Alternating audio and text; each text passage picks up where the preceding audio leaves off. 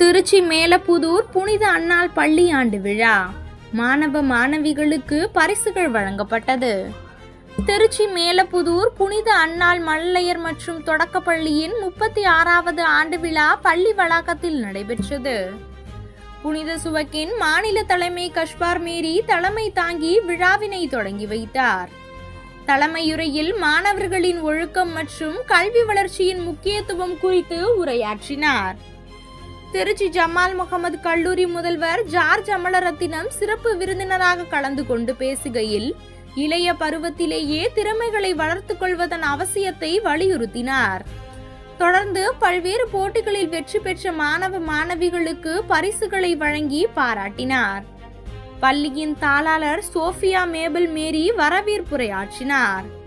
விழாவில் மரிய அன்னை பேராலய பங்கு தந்தை அருத்தந்தை சபரிராஜ், புனித மரியன்னை இல்ல தலைமை சகோதரி ரோஸ்லின் ஆகியோர் முன்னிலை வகித்தனர். விழாவின் ஒரு பகுதியாக மாணவ மாணவிகளின் கண்கவர் கலை நிகழ்ச்சிகள் நடைபெற்றன.